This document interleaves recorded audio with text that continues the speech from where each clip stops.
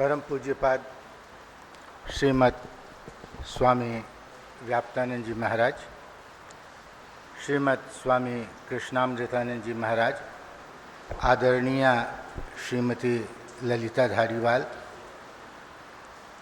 आदरणीय doctor R के सुखदेव, आदरणीय डॉक्टर बशीर हसन जी, उपस्थित देवियों, सज्जनों तथा प्रिय छात्र एवं छात्राओं,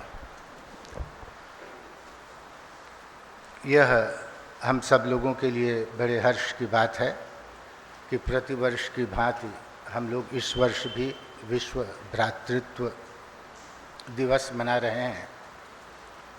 11 सितंबर 1893 को स्वामी विवेकानंद ने शिकागो की धर्म महासभा में अपना प्रथम वक्तव्य दिया था और वहीं से भारतीय नवचेतना का जागरण हुआ और उसी वक्तव्य की स्मृति में हम लोग यह आयोजन प्रतिवर्ष करते हैं। आप सभी जानते हैं कि भारत अपने आध्यात्मिक और भौतिक संपदा के लिए शताब्दियों से विश्व विख्यात रहा है। भारत को सोने की चिड़िया भी कहा जाता था और भारत की संपदा के उपभोग के लिए विश्व के अनेक राष्ट्र लालायित थे और इसी परिप्रेक्ष्य में सिकंदर भी भारत में आया था। ज्ञान के क्षेत्र में उस समय भी भारत का बहुत नाम था। सिकंदर के गुरु ने सिकंदर से कहा था कि लौटते समय तुम भारत से कुछ संत महापुरुषों को ले आना, वे जब हमारे देश में निवास करेंगे तो हमारा देश का कल्याण होगा। तो कहने का तात्पर्य यह था कि भारत प्राचीन काल से गौरवान्वित और महिमान्वित रहा है, पर थल मार्ग से भारत का पहुंचना कठिन था, क्योंकि थल मार्ग पर अरब वासियों का एकाधिकार था और वे बिचौलियों के रूप में काम करते माला माल हो रहे थे। क्रिस्टोफर कोलंबस यूरोप का बड़ा साहसी नाविक था। उसने अनुभव किया कि यदि पृथ्वी गोल है तो पश्चिम से समुद्र मार्ग द्वारा भारत में पहुंचा जा सकता है। अपनी इस कल्पना को रूपायित करने का उसको अवसर तब प्राप्त हुआ जब स्पेन की महारानी ने उसको आर्थिक सहयोग इसके लिए प्रदान किया। स्पेन की महारानी से आर्थिक सहयोग प्राप्त कर वह भारत की खोज में निकला। अपनी यात्रा के अंत में उसे पश्चिमी भाग में एक बड़ा विशाल भूखंड मिला, समुद्र के पश्चिमी भाग में एक बड़ा विशाल भूखंड मिला और उसे ही उसने भारत समझ लिया, इंडिया नाम उसे दे दिया। बाद में उसको लगा कि यह भारत नहीं है और तब उसका नाम बदलकर कोलंबिया कर दिया गया। बाद में वही अमेरिका हो गया और यही कारण है कि आज भी उस भाग के निवासियों को रेड इंडियन कहा जाता है और उस भाग समूह को, स्थान समूह को वेस्ट इंडीज कहा जाता है। कोलंबिया की खोज के 6 वर्षों पश्चात पुर्तगाल के नाविक वास्को डी गामा ने भारत आने का समुद्री मार्ग खोज निकाला और फिर इसके बाद तो बहुत से देश भारत में अपना व्यापारिक केंद्र स्थापित करने लगे और भारत की संपदा का दोहन करने लगे। वे केवल भारत की भौतिक संपदा का दोहन कर रहे थे, भारत की आध्यात्मिक संपदा के संबंध में उनको ज्ञान नहीं था। भारत की आध्यात्मिक संपदा के संबंध में उनको ज्ञान पहली बार तब मिला जब 11 सितंबर 1893 को स्वामी विवेकानंद ने शिकागो धर्म महासभा में पहली बार अपना वक्तव्य दिया। शिकागो धर्म महासभा में स्वामी जी का वक्तव्य देना विश्व संस्कृति के इतिहास की एक अमूल्य घटना है।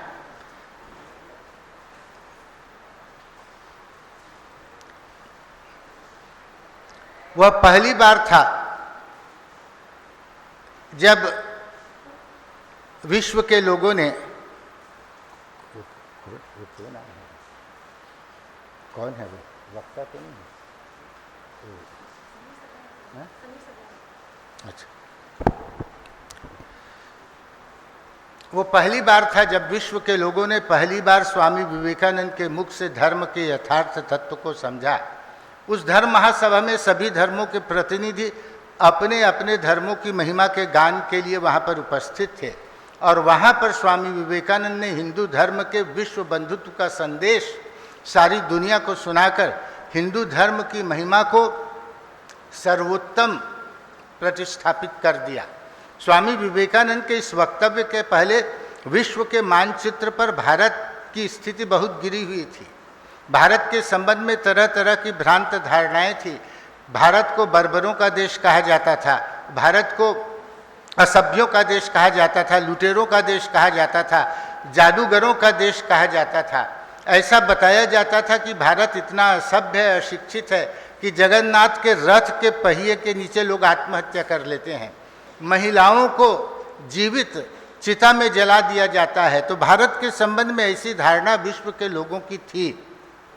मेरी लुईस बर्क ने एक शोध ग्रंथ लिखा है, स्वामी विवेकानंद इन अमेरिका, और उस शोध ग्रंथ में उन्होंने 4 चित्र प्रकाशित किए हैं। ये 4 चित्र उस समय अमेरिका के प्राइमरी स्कूल के पुस्तकों में छपे हुए थे। उन चित्रों के नीचे कविताएं दी गई थी और उन चित्रों और कविताओं के माध्यम से भारत का बड़ा विकृत चित्र प्रस्तुत किया गया था। एक चित्र की बात मैं यहाँ पर करूँगा कि एक चित्र में बताया गया था कि एक भारतीय महिला अपने नवजात शिशु को लेकर नदी के किनारे खड़ी है और नदी में बहुत से मगर मुंह बाए खड़े हुए हैं, हिंसक मगर मुंह बाए खड़े हुए हैं, और वह भारतीय माता अपने उस नवजात शिशु को समुद्र में फेंक देती है, निर्विकार रूप से फेंक देती है। मगर उस बालक पर झटकते हैं, बालक लोहू लोहान हो जाता है, बालक चिल्लाता है, आर्तनाद करता है। नदी की लहरें धीरे धीरे बालक को दूर ले जाती हैं, बालक के चिल्लाने की ध्वनि दूर होने के कारण कम होने लगती है, और यह जो माता है वह अविचलित भाव से इस दृश्य को देखती रहती है। और फिर नीचे कविता लिखी थी जिसका अर्थ था, अरे उस देश में बाइबिल भेजो, बाइबिल का उपदेश वह माता सुनिए तो बाइबिल का उपदेश सुनने से उसका जो मातृ हृदय है वह मातृ हृदय पसीजेगा और अपने पुत्र के साथ वह इस प्रकार का व्यवहार करेगी। तो इस प्रकार से भारत के संबंध में दुर्भावनाएं सारे विश्व में फैली हुई थी।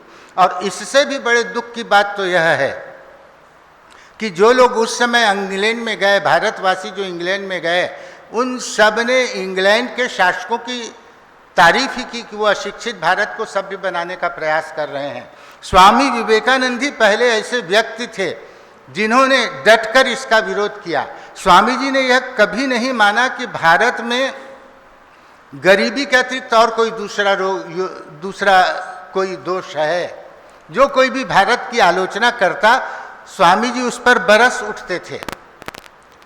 और अकेला वह जो सन्यासी है भारत की गौरव और अस्मिता के लिए लड़ता रहा, और आज विश्व के पटल पर जो भारत की उन्नत छवि बनी है उसके पीछे स्वामी विवेकानंद का रक्त चिंतन कार्य कर रहा है।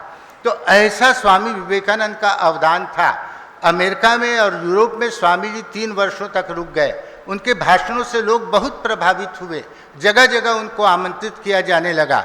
और जब भारत के युवकों ने, भारत के लोगों ने यह देखा कि स्वामी जी के प्रभाव से हिंदू धर्म की ख्याति इतनी फैल गई है, तो ये पढ़े लिखे युवक जो हिंदू धर्म को बहुत गर्हित मान रहे थे, पिछड़ेपन का कारण मान रहे थे, उनके मन में भी हिंदू धर्म के प्रति श्रद्धा भाव जगा। और जब उन लोगों ने देखा कि स्वामी जी के शिष्य अंग्रेज सब बन रहे हैं, विदेशी स्वामी जी के शिष्य बन रहे हैं, तब उनको भी अपनी गौरव और अस्मिता का बोध हुआ।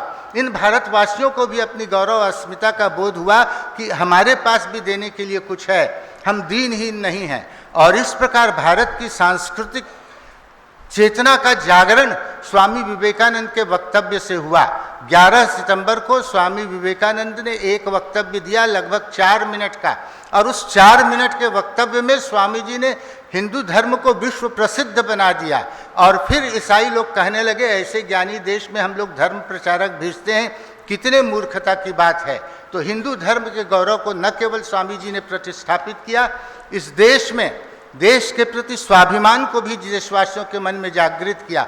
और यह स्वामी विवेकानंद का बड़ा अनुपम योगदान है। और यही शिकागो धर्म महासभा का ऐतिहासिक महत्व है। इन्हीं शब्दों के साथ मैं अपने वचनों को विराम देता हूँ।